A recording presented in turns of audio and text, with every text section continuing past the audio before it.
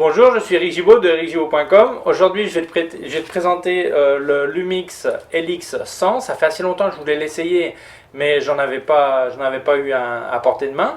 Et là, il y a un copain, Jorge, qui me l'a prêté pour l'essayer. Alors, tu me verras dans la vidéo, je changerai de vêtements parce que là, il faut absolument que je lui rende pour qu'il puisse travailler avec.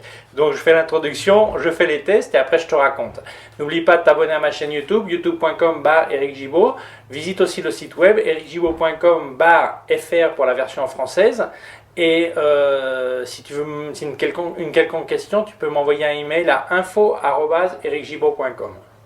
Bon, bien, comme je t'avais dit, il fallait que je rende l'appareil photo, donc j'ai fait l'essai. Et avec un copain, on a fait tout un tas d'essais. Et voilà, maintenant je vais te raconter les conclusions. Tu vois qu'il a passé un peu de temps parce qu'il a déjà fait un peu plus froid et maintenant je suis à l'intérieur dans mon studio d'enregistrement.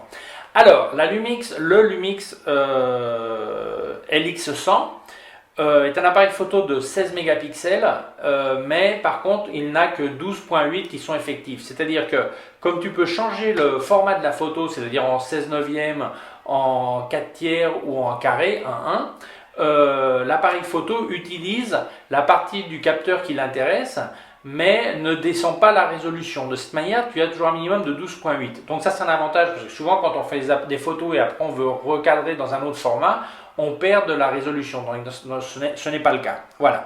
L'objectif est un objectif de 24-75 mm qui a plus grande ouverture à 24 mm à 1.7 et à plus grande ouverture à 75 mm à 2.8. Ok. Et en plus, ça offre de la vidéo 4K. Alors, quand les gens ont commencé à avoir cet appareil photo en compact et de qualité professionnelle qui offre du 4K, tout le monde tout de suite a commencé à parler non, 4K, la Lumix, le Lumix, je dis là parce qu'en espagnol c'est féminin. Alors le Lumix LX100 c'est fantastique, tout ça. Et en plus, et ils se sont surtout centrés sur la vidéo et pas vraiment sur la photo. Donc moi, mes conclusions, je vais surtout les sortir pour la photo. Parce qu'en fait, je suis photographe, donc je parle surtout de la photo. Voilà. Alors, les couleurs, très bien. Le rendu des couleurs est excellent. Le bruit, à partir de 800 ISO, il y avait déjà un peu de bruit. Et à 1600, il y avait vraiment déjà trop de bruit. Ce qui est un peu surprenant, parce que sur d'autres appareils photo, le mix se débrouille un peu mieux. Il y a un système pour éviter de brûler les photos, c'est le système Zebra. Alors dans l'ensemble, je me suis rendu compte que ça sous-expose un peu trop, donc il faut vraiment bien apprendre à l'utiliser parce que sinon il joue vraiment la carte de la sécurité et tu risques de te retrouver avec des photos vraiment sous-ex. Ok ? La synchro flash impeccable, tu peux synchroniser à toutes les vitesses, alors ça c'est fantastique parce que tu peux faire de la photo en mettant ton propre flash, pas le petit flash qui vient avec, parce qu'il est vraiment petit, mais tu mets un flash, un Cobra dessus, et il va te faire de la synchro à toutes les vitesses. Alors ça c'est un avantage, parce que ça te permet de faire du contre-jour sans problème et illuminer la scène ou la personne en réduisant, comme tu peux monter la vitesse, tu peux couper de la lumière ambiante. Ok ?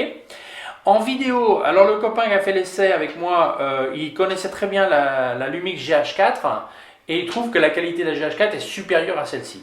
Ok ?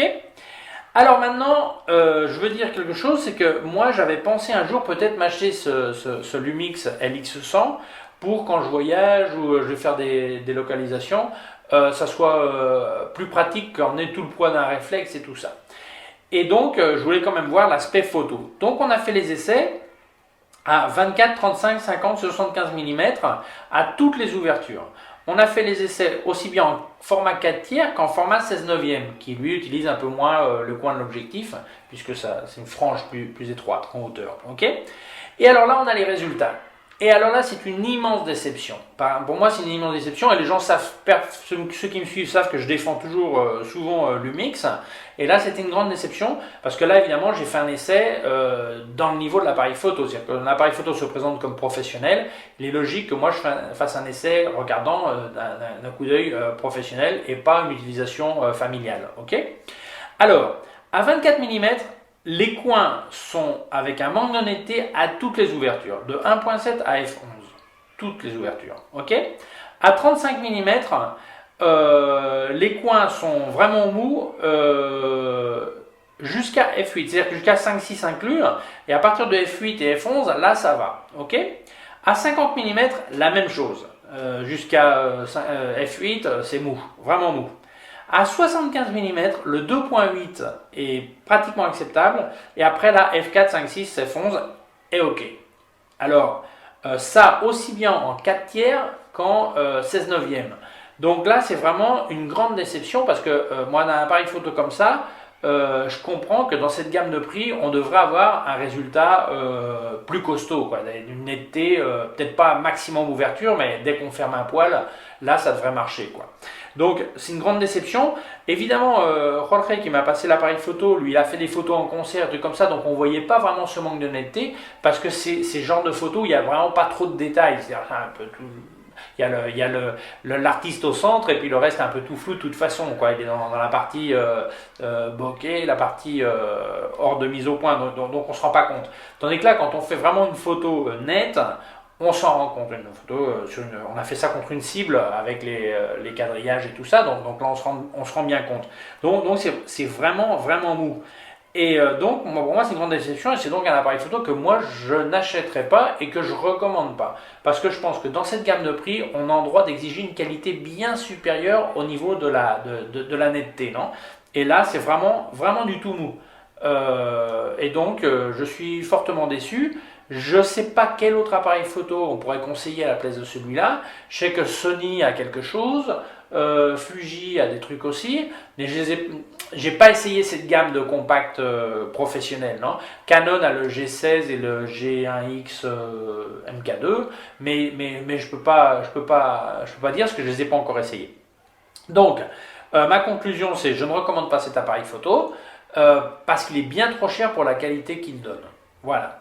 S'il coûtait la moitié, bah oui, mais ça ne serait pas un professionnel, ça serait un truc familial, bien, de qualité, mais toujours aussi mou, mais avec des prétentions beaucoup plus modestes qui correspondraient plus réellement à ce que ça donne.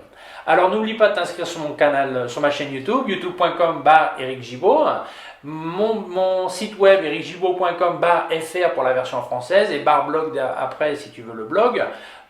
Si tu as une quelconque question, tu peux m'envoyer un email à info@ericgibaud.com. Mon Twitter Eric Gibaud, mon Google plus Eric Gibaud, mon Instagram est Gibaud, bon, enfin plein de trucs. Ok, bon ben désolé pour le résultat, je ne l'attendais pas vraiment, mais voilà, c'est ce qu'il y a. Allez, merci, à bientôt.